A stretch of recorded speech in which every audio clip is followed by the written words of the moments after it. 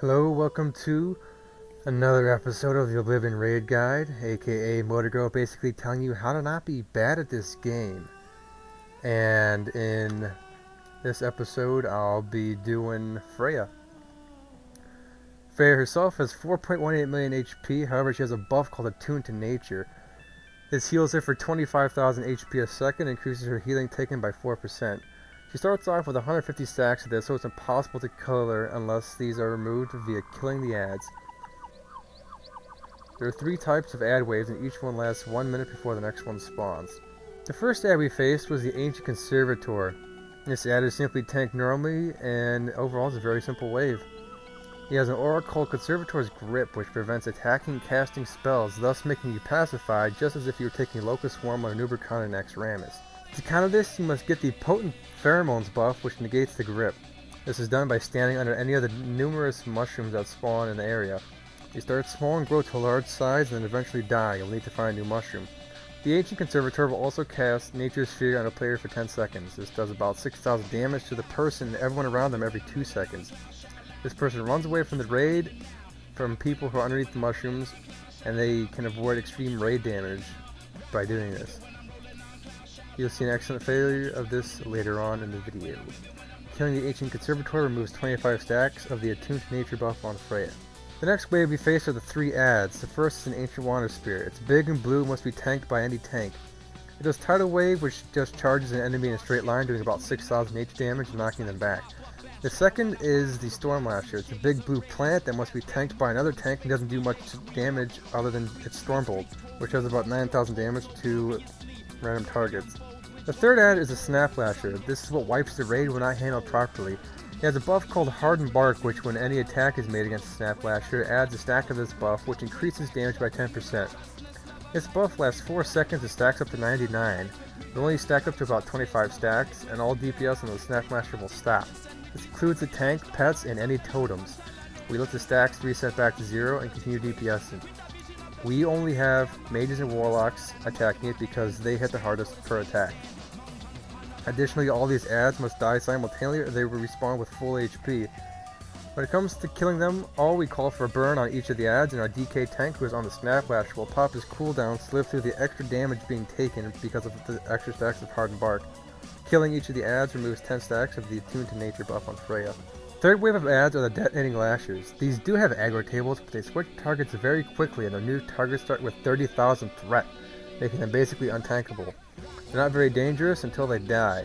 When they die, they explode in a 10-yard radius for 6,000 to 7,000 damage, and because of this, they are quickly AoE down to roughly 30% or so, and then the entire raid will spread out and begins to single target each of the Lashers.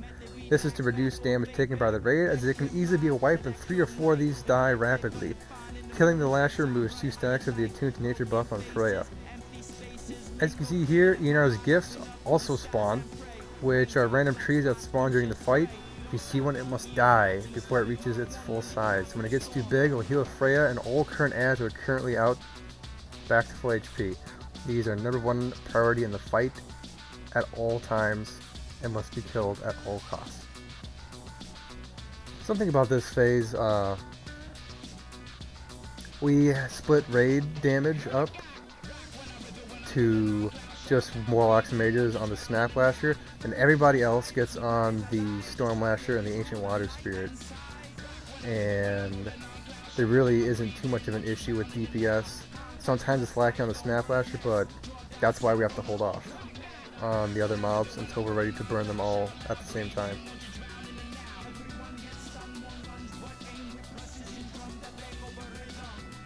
Here's the mass failure I was talking about. The player with the X above their head did not take note of the Nature Fury debuff and caused an extreme amount of raid damage in that area. Immediately after, another player marked the skull got Nature's Fury, but as he was running out, the first tick of his Nature's Fury did damage and caused multiple deaths.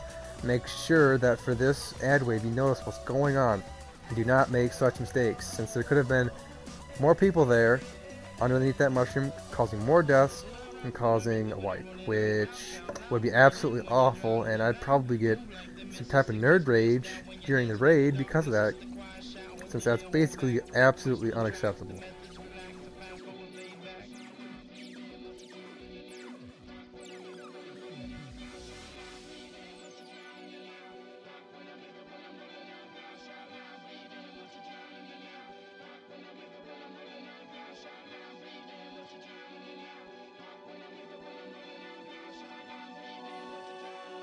Additionally, throughout the fight, Freya will cast Sunbeam. Sunbeam does about 8,000 damage to anyone within an 8-yard radius of the Sunbeam, causing some minor raid damage, but nothing too difficult to heal through.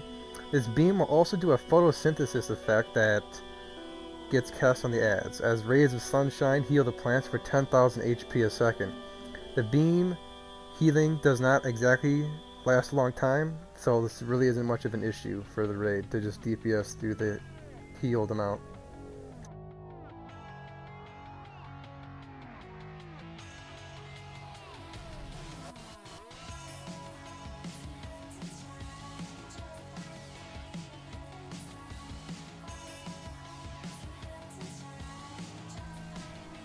When Freya's stacks of Attuned to Nature has reached 0, Phase 2 begins. In this phase, she still has a touch of Earnar buff, which is healing her, but isn't as dangerous since there's no stacks of Attuned to Nature. She will spawn seeds on every player in the raid, and these seeds will pop after about 10 seconds in a 10-yard radius, causing nature damage and a knockback. These are very easy to avoid. The main tank will kite Freya around the area to prevent excessive raid damage from being taken, and to prevent the knockback. Again, the Earnar's gift will continue to spawn and must be handled. This is still your #1 priority, as you don't need Freya getting healed for a shit ton when you're close to killing her. Overall, this fight isn't very difficult when you understand what's going on. It's pretty simple when you know what to do for each ad phase and you have good coordination going on. Hopefully I've informed you to the full extent for the regular mode of this fight, and if there's any questions, as always, ask basically anyone, because everyone should know everything I just said. If you don't, you fail. So stop failing, quit being bad, and yeah, bye.